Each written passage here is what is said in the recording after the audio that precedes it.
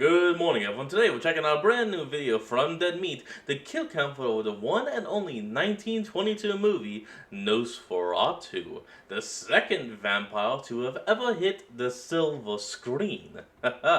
Let's hop in and see just how he appealed to the masses.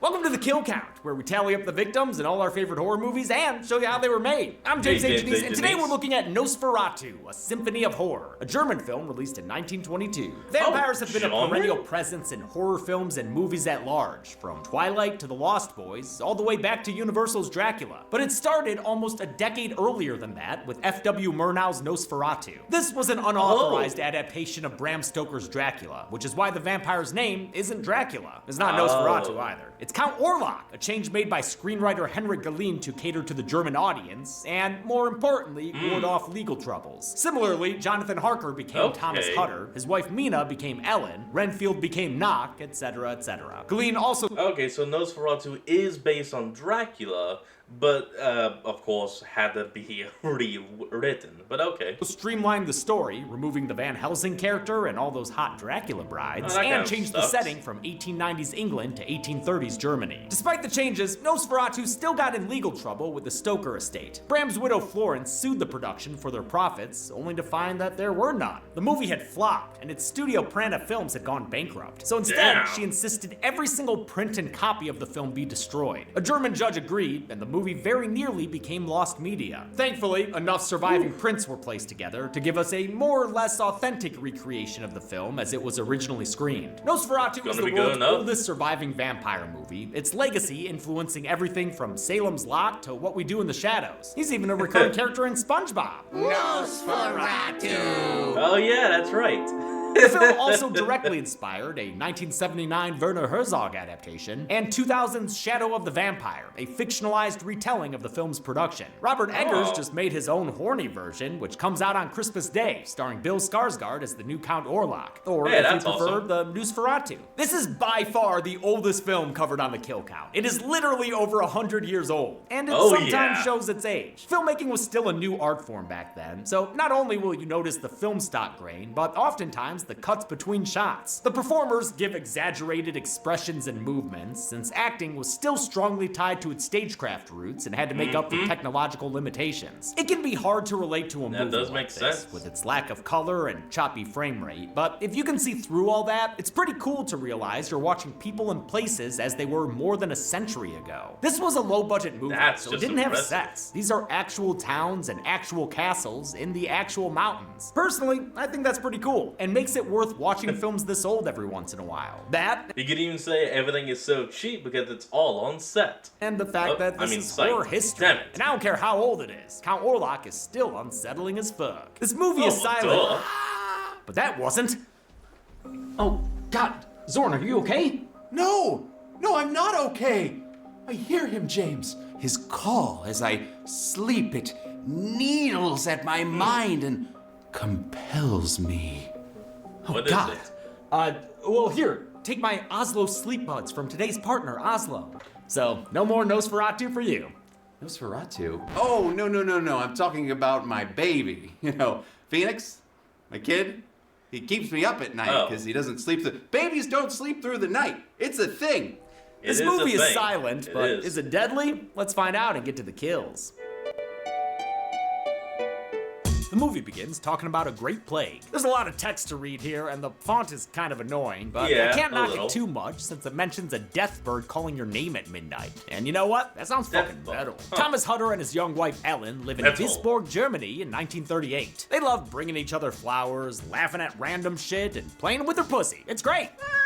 On his way to work, Hutter tips his hat to a professor, who offers a tip of his own. No one can outrun their fate. Hutter thinks that's the funniest shit he's ever heard, and chuckle fucks off from this Professor Oak mofo. Hutter works for Nock, a real estate agent with a shady reputation. Oh yeah? The townspeople talk shit about this guy? How come? He only looks like Danny DeVito stuck his finger in a light socket. Nock's reading a note from the Zodiac Killer and losing his ever-loving shit over it. Seriously, was there a gas leak in Wisborg? Or a Smilex attack? Why is everyone laughing all the goddamn time? Opportunity knocks for Hutter. Well, it's like what you said.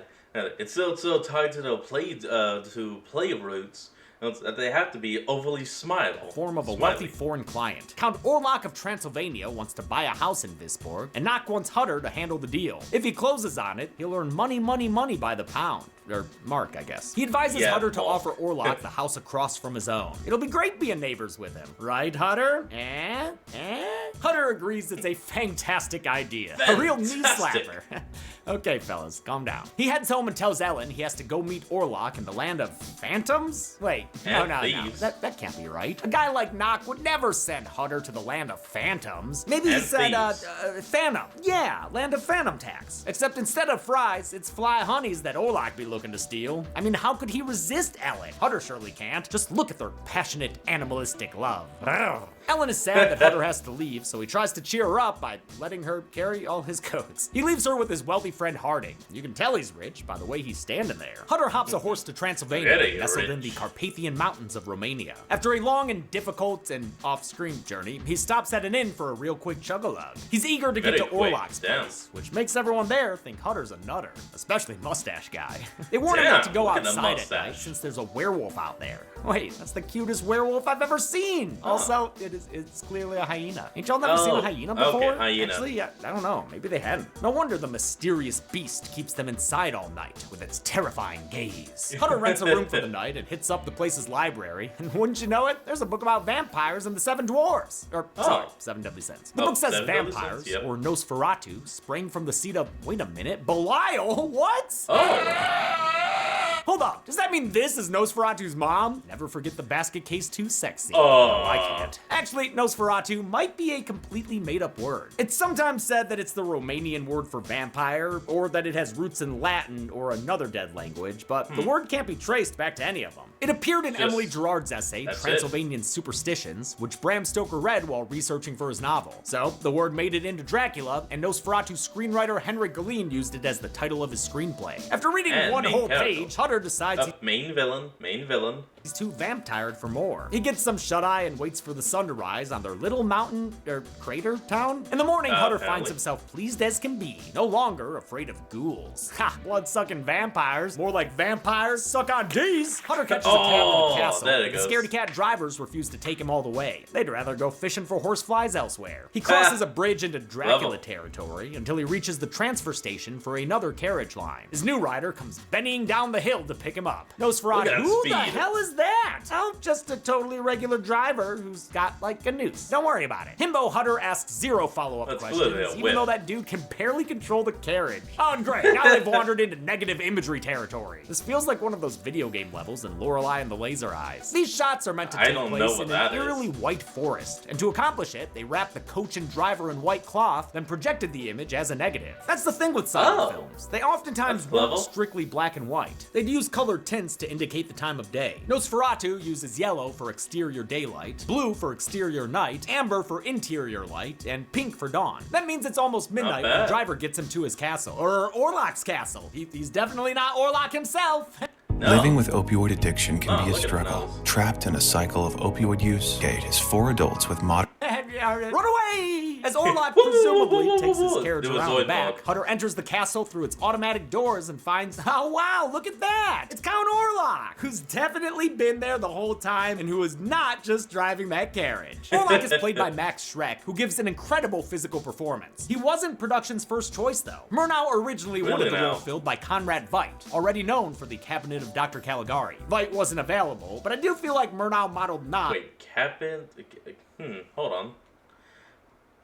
Cabinet of Dr. Caligari. I swear I've heard of that before. Maybe James has just talked about it before. After that movie's titular villain, played by Werner Krauss. Hutter and Orlok settle in for an awkward dinner. Orlok works on his crossword puzzle, while Hutter cuts bread like he's never seen a knife before. Oh, and look at the time. It's bone o'clock. Schedule time to cut your finger open. Orlok figures out a 5-letter word for tasty treat that starts with B, but Hutter says no thanks when he tries to take a sip. Yeah, dude, maybe forget the commission and get out of there. But instead, Hutter just goes to sleep. Listen, I don't want to blame the victim here, but Orlok's not exactly hiding his undead affiliation. He's straight up tells Hutter that he goes to sleep at sunrise after trying to treat his finger like a juice box. But Hutter doesn't give him that sense. Not even when he wakes up to find 2 identical bite marks on his neck. He just finds that shit funny. He finds everything funny. That Hutter is a weird fucking guy. He writes them off as mosquito bites in a loving letter to Ellen. Sounds like a... Yeah, if that middle he was just using it as a silverback, eventually he will not be seen in it. Case of West Denial virus. Oh, if only he could mosquito bite her neck right now. But hey, at least the mailman came by. If he had missed him, he'd probably have to wait a whole nother month. Nighttime returns, which means it's Orlok o'clock again, causing Hutter's blissful ignorance to fade to fear. He tries to push through his sales pitch, but fumbles and drops a picture of Ellen. The Count immediately becomes horny for her. This is the Romanian equivalent of a cartoon dog's eyes popping out of its head. He signs the deed for his new house, which he reminds Hutter is right next to his. The better to ogle Ellen's biteable,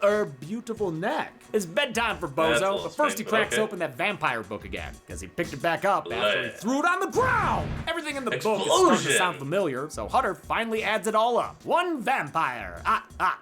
Orlok's on the prowl for a midnight snack, so Hutter hides under his blankie. He watches as this very uncomfortable looking vampire man shuffles into his room. Meanwhile, hey, one thing that... Oh, wait, never mind. all the way back in Germany, Ellen senses a disturbance in the force. It upsets Harding, maybe because it interrupts his opium time. Dude looks like he's smoking from a bassoon. Straight cheating on that thing. While he calls a doctor, an unconscious Hutter finds himself in the shadow of a vampire. From her bed, Ellen goes full Danny Torrance and cries out her husband's name, which somehow stops the Count from feeding. Guy got Orlok blocked, but that's okay. Now he knows he'd rather have Ellen instead. But seriously, what's the matter with that shit? Well, the doctor says she's fine, not realizing she's got a bad case of nospheritis. She probably lucked out though, since this era's modern medicine was mostly opium and leeches, and this movie's already got enough bloodsuckers. In the morning, Hutter explores the castle looking for the big man. He finds him taking a dirt nap in a coffin. A coffin with a cracked lid? Damn, Orlok, you live like this? The sight spooks Hutter so bad he retreats to his room, and for some dumb reason, he's still there when the sun goes down again. He watches from his window as Orlok pulls a tall man and single-handedly bodies a coffin onto a cart. A bunch of them, actually. Then he gets inside the top one and magics the lid back on. Haha, that's fine. Hutter realizes he needs to get back to his lady, so he escapes the castle like a teenager who's been grounded. But he fucks up the dismount, I guess, and gets knocked out, because next time we see him, he's waking up in a hospital bed. He starts ranting about coffins to anyone who will listen. This guy said he's coughing. Get him some water! After Orlok and his get him some opioids. Take a river raft trip downstream, his bed and backup beds are taken to a schooner called the Impusa, bound for Wisborg, Germany. The sailors inspect the coffins and find them full of dirt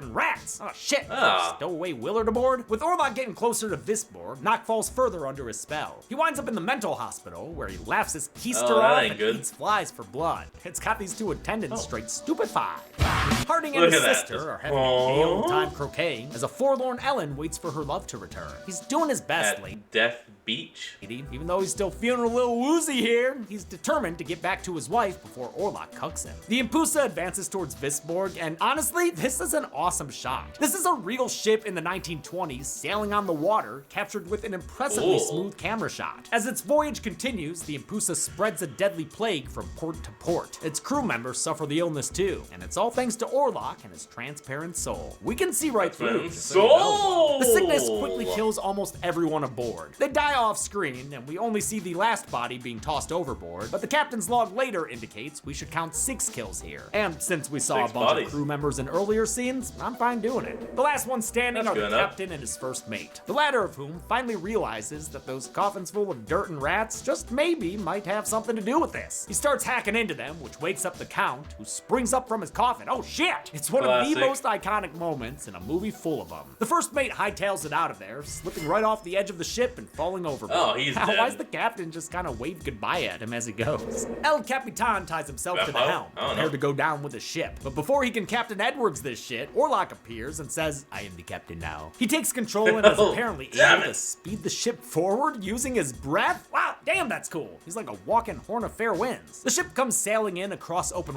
water before finally floating into port. The look of the town back there reminds me of Arendelle. Wait, who's Arendelle? The fictional town of Wisborg was played by a couple of German locales, mostly Wismar and Lübeck, which offers walking tours of the filming locations. Lübeck played a bunch of the streets and buildings, including Hutter's house and the abandoned building Count Orlok purchases. His ship's arrival was filmed at Wismar's Old Harbor, and the movie's opening shot was filmed from a church tower in the town, although the prominent nave there was damaged in and ultimately destroyed from a World War II bombing raid. Orlok's Oh, castle damn is it played all. by the Orava Castle, nestled in the Tatra Mountains in northern Slovakia. It's still there today. Oh. Damn, would I love to visit it sometime. Everyone in Visborg can Probably feel the Count's pricey. arrival, especially Ellen, who's fallen under his spelling. And we can't forget the one who knocks. It got so bad that he quit his job and got a new job climbing the walls. He gets so worked up, he manages to strangle his guard to Oh, death no. and escape. But no one's more excited than Count Orlok, who's ready to emerge from the hall. The special effects are Magic. equivalent to stop motion that 4-year-olds do and upload to YouTube, but hey, it was 100 years ago. What the fuck do you want? The Count runs Dude, up did you see his nails? Damn, those are getting long. all over town with one of his coffins, which is filled with Transylvanian dirt. As Hutter's football book explained, vampires Oh, must come sleep on. in the earth in which they were buried. No wonder dude brought all those backups. Maybe the multiple Oh. coffins is why it's taken him so long. That's we see him what it carrying is. them for a minute, Okay. man. Probably go faster if he did the vampire hyperspeed thing, but he's just walking around like a regular guy. Okay, like a really weird guy, but Well, yeah, because he doesn't know where the house is. still, while he's doing that, He Hutter bought it finally gets properly, back that's home it. to his honey so they can smooch again. And even from afar, Orlok can't handle that kind of passion. Police board the Impusa and discover the carnage aboard, including the captain's body still tied to the helm. They realize the plague has arrived, which sends everyone in a scramble to lock their windows and doors. They send a guy out to play a sick drum solo and warn everyone to practice social distancing. Wow, I just realized that Oh, some of these jeez. extras may have been born when, like, Andrew Jackson was the US president. The little drummer boy's warning is too late, since the disease is already spreading through town. As a man comes by to mark the doors of the infected, a coffin Oof. is carried out of one of the homes. The horror of this plague Damn, would have been all too this is real for bad. German audiences in 1922. Only a few years prior, the so-called Spanish flu epidemic ravaged the country. The flu, combined with famine, killed more Germans than World War I. The plague in Nosferatu combines a supernatural fear with one that hit close to home. This is underlined by Orlok's association with rats, plague carriers, and his resemblance to them. His fingernails Oh, are God, claws. you're right. His skull is emaciated, and the fangs in the center of his mouth mimic rat incisors. Orlok's rodent I never put that together. Damn. Thanks, James A. Janice. like appearance also brings up the concern of anti-Semitism. Both he and Nock I'm sometimes seem like Jewish stereotypes, from Orlok's hook nose to the way Nock plots against his own townspeople in service of a foreign land. The cryptic letters they send each other even include the Star of David, although it's more likely that the symbols used here come from producer Alvin Grau's interest in Aleister Crowley like a Honestly, I could probably only see that connection just the nose. I don't really get all that other stuff. I mean, they're not trying to sell out the land to other people, to other lands. I mean, hell, Nosferatu bought property there and moved. He didn't buy it out and then start renting it for 5 times the market price or whatever the hell. cultism. I don't know if the parallels to Jewish stereotypes were intentional or not, just Only like the with the nose, banking sometimes. goblins from Harry Potter Okay, or there you Watto go. from the Star Wars prequels. My trick's gonna work, gonna make all the money. For what it's That's a worth, Jew? screenwriter Henrik Galeen was Jewish, as was Knox actor Alexander Granich, who actually fled Germany when Hitler came to power. But Oh, it's there you definitely go. worth bringing up, if only to avoid the same harmful stereotypes in the future. Having moved in, the Count grows increasingly obsessed with Ellen, spying on her from his window across the way. Though Hutter forbids it, Ellen can't help but read his vampire book. Same thing happened 100 years later with Twilight. The Vampire Diaries say that yes. the only way to stop a vampire is for a comely virgin to sacrifice herself. By doing so, she can distract him until he stays out too late and gets caught up in the break of dawn. Tell me, Mr. Hutter, is that so wrong? Oh yeah, that's right. Blue Filter Night. I keep forgetting that. His ship was docking, his look is shocking, his new home's rocking, now he's all locked in. Panic spreads through town as quickly as What the the plague, hell was causing that? everyone to feel helpless. Ellen sees a procession of 5 coffins from her window, signaling Oof. more lost to the disease. That's The people bad. of Visborg are angry, and knock knock, who's there? A convenient scapegoat. Knock becomes the Corey Cunningham of this town and gets chased around by everyone and their mother, and their father, and their cousin, and probably their cobbler too. Man, I love Okay, that was town-wide a good mob rhyme. scenes in old movies like this and Frankenstein. Everyone's just running around, rousing up so much rabble. Knock winds up on a roof throwing shit at them, they're throwing shit back. It's great. But Yeah. damn, did that weird little guy's actor really climb onto a roof? I guess so. don't know. Be careful getting down though, my man. Oh, okay, he's got it. Nice Ooh. job on the dismount. Way better than Skill. Hutter. The townspeople commit some of the worst scarecrow abuse I've seen since Pearl before they catch Knock and return him to jail. Oh. Ellen tries to to focus on her yeah. weaving, but she can't escape the looming feeling of dread. Doesn't help that she can see the Grim Peeper watching her from his window, which I mean, yo, is there like an HOA that can do something about this, or what? What are we paying those fees for? What? That night, What she would- decides to Would an HOA even exist at this point? No, you'd probably just go to the local cop or sacrifice herself for the greater So good local and opens cop. the window to invite Orlok into her room. He's just thrillered about that. She feigns a faint and sends Hutter for a doctor, Thriller. leaving her alone for Nosferatu's nocturnal knocking. In what might be the most famous shot from the film, Orlok's shadow Oh, creeps up to her room. 10,000%. His shadowy hand reaches out to her and cops a feel rude before he reaches her physically and finally sinks his teeth into her. This shot of him crouched over her bed in near darkness is genuinely creepy. It's like Jeez, something out of a that is sleep something. paralysis nightmare. All of a sudden, a rooster crows. It's morning time, and sure enough, he's been sucking neck the whole night. Oh yeah, dude, you have fucked up now. Time Too to lost die. in the sauce. He stumbles to the window and fades into a puff of smoke as a vampire is killed by sunlight for the first time in cinematic history. This was another change Okay. from Stoker's book, where sunlight merely affected Dracula's skin, but didn't outright kill him. This is the skin of a killer. Oh. Hutter gets back in Well, time okay, to then. find a fully exsanguinated Ellen, who lives just long enough to call out his name. The movie ends with the sun shining, the plague miraculously gone, and Bum, everyone bum. living happily ever after. Well, except for Ellen. She died. How many of the Count's kills And did we Huttle. count in this kill count? Let's find out and get... Yeah!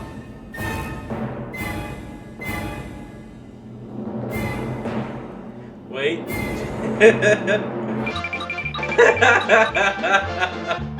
Okay. That was Well, that was good. We counted 17 kills in Nosferatu, with the victims consisting of 9 men, 1 woman, 1 Nosferatu, and 6 unknown plague victims, giving us this pre-code pie chart. Compared to Universal's Dracula, Nosferatu had a couple Oh. extra kills, but that's really thanks to those coffins. With Oh, a runtime yeah, of 88 yeah. minutes, Nosferatu had a kill on average every 5.18 I guess technically then Nosferatu only had 12 actual kills, since the other 6 are bodies. minutes. I'll give the golden I meant chainsaw 11. who was killed to count Sorry, Orlok. my count It may was not off. be super gruesome by today's standards, but it gets points for being a piece of iconic film history. Dole Machete for lamest kill goes to the coffin scene from Ellen's window. They're just a bunch of pine boxes. And that's it. Nosferatu came out in 1922 and has a Robert Eggers remake coming out later this month. I've seen it. It's good and horny. Until next time, I'm James A. Okay. Janice. This has been the Kill Count. On the next. Alright everyone, well before we end off today's episode, let's see what will be on the chopping block for next week. Kill count. Angel Falls is a wonderful town with Angel wonderful Falls. people. I'm the best. So the rest. And every Oh, year, what the- they gather round to celebrate the most wonderful holiday. I give you Christmas. Wait a minute. All is merry and bright, until an angel of death turns this slice of heaven into dingle hell. Okay. It's something else, but different. Okay. In what's gotta be an all-time Final Girl speedrun, Winnie Carruthers cuts the killing spree short and reveals the killer's identity. Unfortunately, she couldn't save everyone, so one bummer of a year later, she wishes she was never born. Thanks to a magical Aurora, it works, and she sees how bad off Angel Falls would Demon be if she had never been Falls. around. The killer's still killing, her family is a mess, and the townspeople have developed a taste for crack and jackass pranks. Kick me in the jaw. Go. It's a Wonderful Knife is a horror twist on It's a Wonderful Life, written by Oh. Michael Kennedy, who wrote Freaky, Okay. the horror twist on Freaky Friday. You don't know me, right? That's right, I don't. No one else here knows me. Chad, do you know me? I'd like to. Ew, Bert, no, bye. See? It's cheesier than a Hallmark movie and gayer than a Madonna concert. Okay, so that's what Are in this fact is. married and not roommates. But it's all by design and makes for a very festive entry into the Christmas horror canon. So this week, don your gay apparel and watch It's a Wonderful Knife. A lesbian tracksuit? Hey, we would never wear that. Then on Friday, look under the tree for a Oh, Christmas all right. kill count, only on Dead Meat. Do you smell that? It's Christmas. It's a wonder. Alright, now I'll be honest. I wasn't expecting this. It's a wonderful light. It's a wonderful knife, huh? I legit wasn't expecting someone to actually make a horror parody on It's a Wonderful Life. Huh. I would have never thought of that. But anyway, everyone, that's going to be the end of today's video, and I hope you all enjoyed this. Remember to like, comment, and subscribe for more. Link to the original will be in the description below, and I'll see all of y'all next time when we flick back on. Till then, this is Fox, signing out. Peace.